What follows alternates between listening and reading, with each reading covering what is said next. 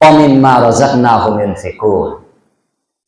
4 number চূড়ান্ত শর্ত হচ্ছে আমি আল্লাহ তাকে যা রুজি দিয়েছি এই হালাল রুজি থেকে আল্লাহর খুশির জন্য কৃপণতা ছাড়া ব্যয় করে।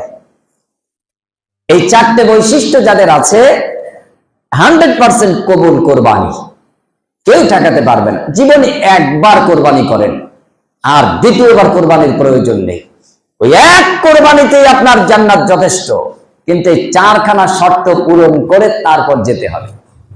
সেনাবাহিনীতে চাকরি করবেন, পরীক্ষা দিয়েছেন, তো রানে পাস করতে হবে, লিখিত পরীক্ষায় পাস করতে হবে, ওয়েট, সাইজ, হাইট সবটাই পাস করতে হবে।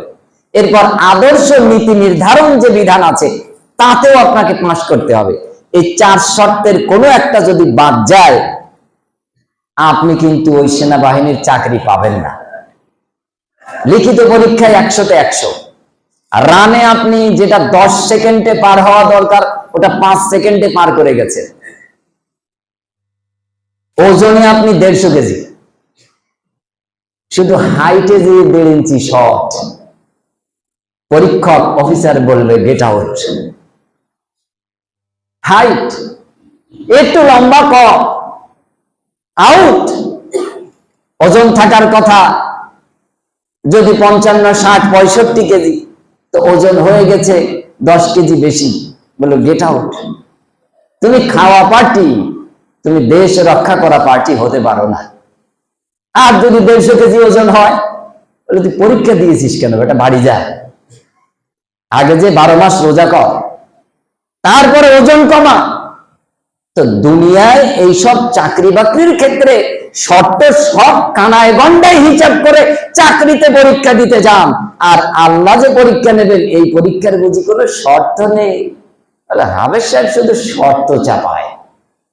আমি তো শর্ত বলে শেষ, কিন্তু আপনি যে লাখ লাখ টাকা জীবনভর খরচ করলেন, কিয়ামতের মাঠে দেখবেন থালা ঠন ঠন, মাছি ভন ভর, কোনো কাজে আসেনি, কোনো কাজে আসেনি। আপনি মনে করছেন কোরবানির দিন গোশত খাওয়ার দিন, অথচ কোরআন হাদিস পড়ে দেখছি কোরবানির দিন গোশত না খাওয়ার দিন। আজকে নামাজের পর চলে যান না বেদে পোতা, বাদুড়িয়া, বাগজোলা, রানগুলি ঝোলানো আছে, মন চাইলো টাকা দিয়ে কিনে আনেন, রান্না করেন, খান। কিন্তু কোরবানির দিন তো আর তা হবে না। কোরবানির দিন কোরবানির শর্ত পূরণ করে যে প্রাণী জবাই হবে উহার গোশতই আপনার জন্য হালাল, অন্যথায় আপনার জন্য গোশত হারাম। তাহলে ওই দিন হিসাব করে মিলিয়ে দেখেন তো, খাওয়ার দিন গোশত না না খাওয়ার দিন? শর্ত পূরণ করে গোশত কেবল হালাল হবে, শর্ত পূরণ না করলে ওই দিন খাওয়া যাবে না। কেউ কেউ বলছে কেন ভোর রাত্রে বাগজোলা থেকে কিনে আনবো? আর ভোর রাত্রে কেন? আপনি আগের দিন কিনে এনে খান না। আপনি তো খেতে পারেন, ওটা আমার জানা আছে, কিন্তু আপনি যেদিন না খেয়ে অপরকে খাওয়াতে পারবেন সেই দিন আল্লাহ খুশি হবে। সেই দিন কবে হবে? গত ঈদেও তো হয়নি, এই ঈদে কি হবে? 40 বছর বয়স, 40 বার কোরবানি করেছেন, একবারও পারেননি। ভালো ভালো সাইজগুলি এদিকে দেন, আর চর্বিগুলি, চামড়াপানাগুলি ওগুলি ওদিকে দেন। বিগত দিন পারেননি, এই ঈদে কি পারবেন? এই কোরবানির দিন কি এটা সম্ভব হবে? যদি হয় নিজে না খেয়ে অপরকে খাওয়ানো, তবে আমার মালিক খুশি। আপনার কোরবানিও 3 কেজি কি 9 কেজি ওটা আল্লাহ দেখবে না।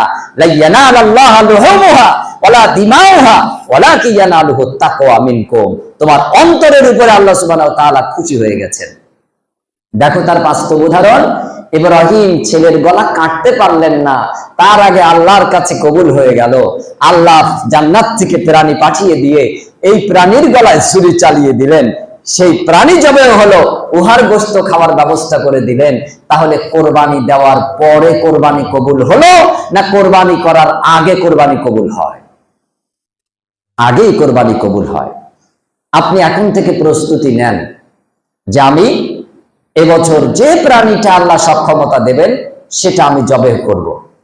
ছাগল হোক, ভেড়া হোক, দুম্বা হোক, উট হোক, গরু হোক ইত্যাদি। এই প্রাণীটা কত বড়, কত মোটা তাজা ওটা দেখার ব্যাপার নয়। অমিম্মা রাযাকনাহুম ইউনফিকুন, ওই শর্তটার মধ্যে যে শর্তটা লুকায়িত সেটি হলো হালাল, বৈধ অর্থ হতে হবে।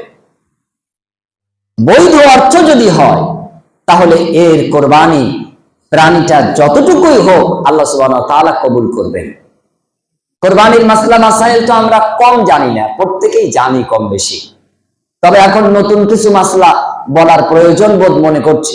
যেমন কোরবানির যে জন্তু ছাগল গরু আপনি কিনবেন, এটা যদি ট্যাগ লাগানো থাকে, কান ফোটানো, সেখানে তার আধার কার্ড নাম্বার অথবা গরু নাম্বারিং করা ইত্যাদি কারণে প্রয়োজনে ওর ঠিকানা লেখার জন্য ওটা যদি ছিদ্র করা হয়, এই প্রাণী কোরবানিতে চলবে। এই প্রাণী কোরবানি করা নিষেধ নয়। ওই কান ফোটানো নাক ফোটানো পশু কোরবানি হবে না। যে গরুর বাছুর জন্ম হয় মারা যায়, জন্ম হয় মারা যায়, ওর বেঁচে থাকার জন্য কান ফুটিয়ে দিয়েছে। ধারণা কি? ধারণা হলো নিখুঁত সন্তান থাকে না, তাই তাকে ফুটো করে খুদ করে দাও। এটা হলো শিরক। এই শিরক যেহেতু ওই প্রাণীর উপর সংগঠিত হয়েছে, তাই এটাকে কোরবানির থেকে বাদ রাখা হয়েছে। অতএব ওই উদ্দেশ্য ছাড়া যদি কোনো প্রয়োজনে গরু ছাগলের নাক কান ফোটানো হয় শিরক উদ্দেশ্যে ছাড়া, তাহলে এটা কোরবানি চলবে, কোনো অসুবিধা নেই। শিং, রাসূলুল্লাহ সাল্লাল্লাহু আলাইহি ওয়াসাল্লামের জামানায় এক ধরনের ছাগল ছিল। এই ছাগলগুলি সাধারণত সিরিয়ার পশ্চিমা অঞ্চলে বেশি পাওয়া যেত। সেখানে ঠান্ডা এত বেশি, শীতকালে প্রচুর ঠান্ডা হয়। সেখানকার ছাগলগুলি শিং ওই জিলিপির মতন পেঁচ মার্কা হতো। পেঁচ খেয়ে খেয়ে নিজের মাথার মধ্যে শিংয়ের আগা ঢুকে যেত পর্যন্ত। রাসূলুল্লাহ সাল্লাল্লাহু আলাইহি ওয়াসাল্লামের সামনে যখন বাজার থেকে এগুলি কিনে আনা হলো, আল্লাহ নবী সাল্লাল্লাহু আলাইহি ওয়াসাল্লাম বললেন যে তোমরা কি করছো? এই প্রাণীগুলি তো অবুঝ, সে তো তার শিং থেকে নিজেকে রক্ষা করতে পারে না। অতএব তোমরা তাদের মালিক, তোমরা তাদেরকে হেফাজত করো। তো নিজের মাথা নিজের দেহের মধ্যে শিং ঢুকে সে যে কষ্ট পাবে, এর থেকে শিং কেটে দেওয়ার নির্দেশ দেওয়া হলো। তো শিং যদি কেটে দেওয়া হয়, নিজের শরীরে ঢুকে যাচ্ছে, অথবা অপর কোনো প্রাণীকে গুঁতো আঘাত মেরে কষ্ট দেবে, তার থেকে রক্ষা করার জন্য এই প্রাণী কোরবানিতে নিষেধ নয়, এটা কোরবানি হবে। কোরবানির জন্তু আপনি কিনে এনেছেন, সুস্থ সবল ভালো, শর্ত পূরণ করে আনতে যেয়ে গাড়িতে তুলতে বা নামানোর সময় ঠ্যাং একটা ভেঙে গেছে, কোনো অসুবিধা নেই, কোরবানি হবে। যদি সম্ভবপর হয়, সমর্থ থাকে, পাল্টাতে পারেন, ওটাও জায়েজ। কিন্তু ওই প্রাণী কোরবানি চলবে, আল্লাহ নবী আদেশ করেছেন, কোনো বাধা দেননি। এমনকি কোরবানির উদ্দেশ্যে যদি 3 মাস 6 মাস 1 বছর আগেও কোরবানির জন্তু কেনেন, কোরবানির উদ্দেশ্যে নিয়ত করে জন্তু কিনে এনেছেন, আনার পথে জন্তুটা মারা গেছে, আল্লাহ নবী বলছেন ওই লোকের কোরবানি কবুল হয়ে গেছে। ও লোক আর যদি কোরবানি না দেয় আগামী বছর, কোনো অসুবিধা নেই, ও কোরবানির সওয়াব পেয়ে গেছে। এখন আমাদের কি তা হয়? তা হয় না। বলে লোকে কি বলবে, হাদিসের নাম লোকে কি বলবে। এই লোকে কি বলবে তার মুখ ঠেকানোর জন্য ও আবার মরা গরুকে জ্যান্ত করে, মরা ছাগলকে আবার জোড়া দেয়। দেখেননি হাটে লেজ জোড়া দিয়ে তারপর বিক্রি করে? আশ্চর্য ব্যাপার। এই যদি হয় মানুষের স্বভাব, তো ও কোরবানি করলো কি করলো, আল্লাহ কি সময় ব্যয় করার দরকার আছে যে আল্লাহ দেখবে ওকে? ফেবিকুইক আঠা দিয়ে লেজ জুড়ে দেওয়া হয়েছে, বাড়িতে এনে লেজ ধরেছে, দেখে দুভাগ। ব্যাপারীকে ধরেছে, বলে আমার বেচার কাজ বেচেছি, তোমার কেনার কাজ কিনেছো, তুমি দেখে কেন নেই? ওই লোক যদি 5খানা উট জবেহ করে, আল্লাহ এতে কতটুকু খুশি হতে পারে? নিশ্চয়ই খুশি হবে না। আপনি কোরবানি দিচ্ছেন, ভালো কথা, আলহামদুলিল্লাহ, দেন, আরো দেন, বেশি করে দেন। কোরবানির গোশত মন চাইলে সব খেয়ে নেওয়া যায়, কোনো অসুবিধা নেই। যদি হকদার, পাওনাদার, অভাবী, দুস্থ না থাকে, আপনার মন চেয়েছে সব রান্না করে একত্রে খেয়ে ফেলেন, কোনো অসুবিধা নেই, কোরবানি হবে। কিন্তু হকদার আছে, পাওনাদার আছে, অভাবী দুস্থ আছে, তাদেরকে রেখে যদি সব খেয়ে ফেলেন, আল্লাহ বলবে তোর পেট ভরবে, তুই তো পেটুক, তবে নেকি বরাদ্দ হলো না, নেকি পাওয়া গেল না। অতএব নেকি বরাদ্দের জন্য আপনাকে অন্তর বিশুদ্ধকরণ করতে হবে, মনকে পরিষ্কার পরিচ্ছন্ন করতে হবে। এখন একটু কাজের কথায় আসি। এত সময় যা বলেছি ও তো সেই ঈদুল আজহার দিনের ব্যাপার, তার আগের দিনের কি কি ব্যাপার আছে, ওই যে ব্যাপারগুলি, বোনের জমি বোনকে দিয়ে দিতে হবে, না হলে কোরবানি হবে না। ফুফুর জমি ফুফুকে দিয়ে দিতে হবে, না হলে কোরবানি হবে না। প্রতিবেশীর জমি যতটুকু গায়ের জোরে দখল করে রেখেছেন ওটুকু বের করে দিতে হবে, না হলে কোরবানি হবে না। রাস্তার জমি আপনার মধ্যে যতটুকু আছে আগামী কালকের আগে ওটা বের করে দিতে হবে। ওই রাস্তার জমিতে যদি আপনার গাছ থাকে, তার আয়ের সম্পত্তির একটা টাকাও যদি আপনার সম্পত্তির মধ্যে ঢুকে যায়, কোরবানি হবে না। আল্লাহ নবী সাল্লাল্লাহু আলাইহি সাল্লাম সেই প্রাচীর, পূর্ণ প্রাচীরের পাশে দুম্বা শুইয়ে দেওয়া হয়েছে, ছুরি চালানো হয়ে যাবে, আল্লাহ নবী বলেছে দাঁড়াও, ওর কলারের পিছন সাইড ধরে টেনে তারপর ওর খেজুর বাগান আগে বুঝ করে দিয়ে আসতে বলা হয়েছে, এরপর কোরবানি করতে বলা হয়েছে। তার আগে কোরবানি করতে অনুমতি দেননি নবীজি সাল্লাল্লাহু আলাইহি ওয়াসাল্লাম। দুম্বা শুয়ে ফেলানো হয়েছে, ছুরি ধার দেওয়া হয়ে গেছে, বিসমিল্লাহ আল্লাহু আকবার দুই একবার হয়তো বলাও হয়ে গেছে, কলারের পিছন সাইড ঘাড়ের দিক থেকে টান মেরে তাকে দাঁড় করানো হয়েছে। আগে যাও, বাগান ছেলেদের মধ্যে কম বেশি যতটুকু করেছো ওটা সমান ভাগ করে দিয়ে এসো, এরপর দুম্বার গলায় ছুরি চালাও। এর আগে ছুরি চালানো না যায়।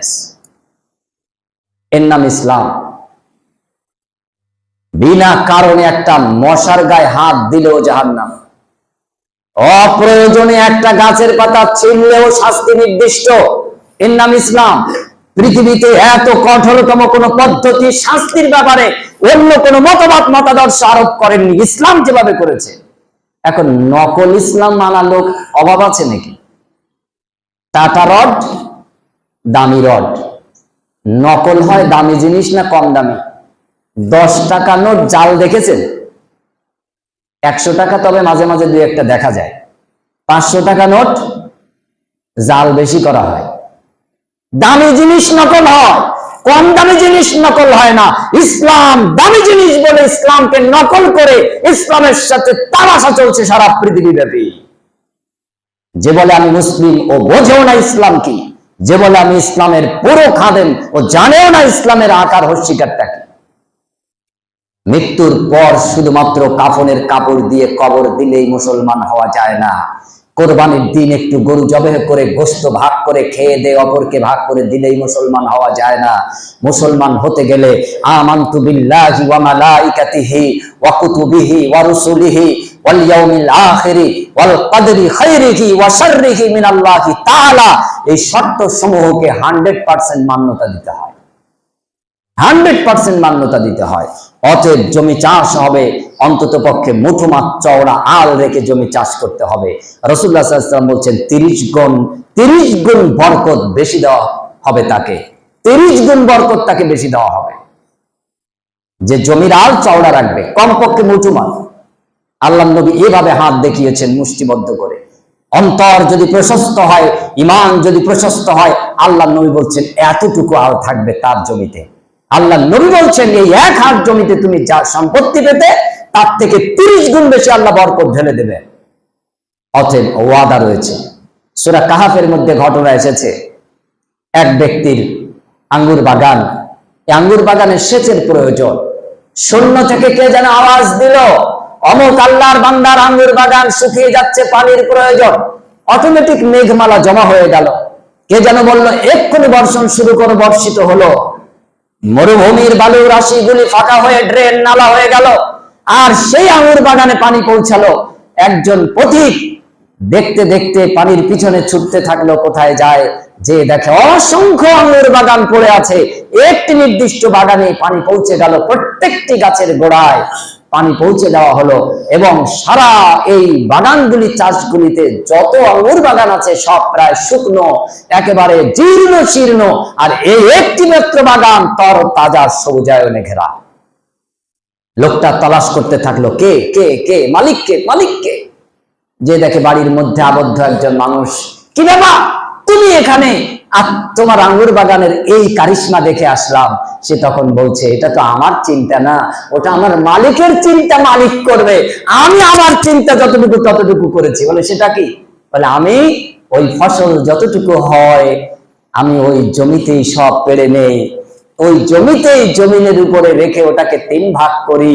1 ভাগ নিজের খাবারের জন্য নিয়ে নেই, 1 ভাগ আগামী বছরের চাষাবাদের জন্য খরচ হিসেবে জমা রাখি, আরেক ভাগ ওই জমির পাশে মিসকিন ফকির অভাবী দুস্থ পাওনাদার যারা আসে আমি তাদেরকে ওসর হিসেবে আদায় করে দেই। আমার চিন্তা এতটুকু, আর আমার মালিকের চিন্তা অনেকটুকু। তাই উনি আসমান থেকে বৃষ্টি দেবেন কি মাটির তলার থেকে মরুভূমির চিরে পানি দেবেন, ওটা তার ব্যাপার, ওটা আমার ব্যাপার নয়। সুবহানাল্লাহ। এই হলো ইমানদার। আর আপনি যদি খাওয়া মার্কা কোরবানি দাতা হন, তাহলে আপনার কোরবানি ঈদগার ওই 4 পাশের পাঁচিল, ভুল বললাম, পশ্চিম দিক তো পাঁচিল নেই, ধোয়া দিঘিতেই শেষ, ওখানেই মরা মাছের মতন হাবুডুবু খাবে, শেষ আপনার কোরবানি। অতএব আল্লাহ সুবহানাহু ওয়া তাআলা আমাদের প্রত্যেককে সুমতি ও সুতৌফিক ইনায়েত করুন। কোরবানি যেন আল্লাহর খুশির জন্যই কেবলমাত্র হয়।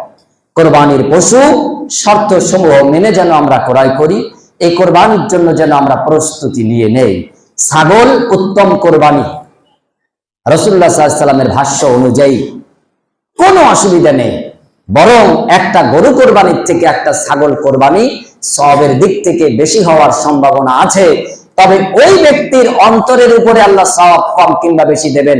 তার উদ্দেশ্য যদি এটা হয় যে আমি একটা 15 কেজির ছাগল দিলাম, আমি 15 জন মিসকিনের পাতে 1 টুকরো করে গোশত দিতে পারলাম, আর আমি যদি 60, 70, 80, 100 কেজি একটা গরু দেই, তাহলে অন্তত পক্ষে আমি 50 জন মিসকিনের পাতে 50 পিস দিতে পারলাম। ওর অন্তরের উদ্দেশ্যের উপরে আল্লাহ সুবহানাহু ওয়া তাআলা সওয়াব কম এবং বেশি দেবেন। তবে প্রাণী হিসেবে, পশু হিসেবে, জীব হিসেবে ছাগল, গরু, ভেড়া, দুম্বা, উট, এর মধ্যে সর্বোৎকৃষ্ট হচ্ছে ছাগল কোরবানির প্রাণী রূপে। আল্লাহ নবী সাল্লাল্লাহু আলাইহি ওয়াসাল্লাম যতবার কোরবানি করেছেন তার মধ্যে বেশিবার ছাগল, বকরি কোরবানি করেছেন। আল্লাহ সুবহানাহু ওয়া তাআলা আমাদের সুমতি ও সুতৌফিক ইনায়েত করুন, আমিন। ইনশাআল্লাহ আগামী জুমায় ধারাবাহিকভাবে এই বিষয়ে আলোচনা হবে। ওয়া আখিরু দাওয়ানা আলহামদুলিল্লাহি রাব্বিল আলামিন।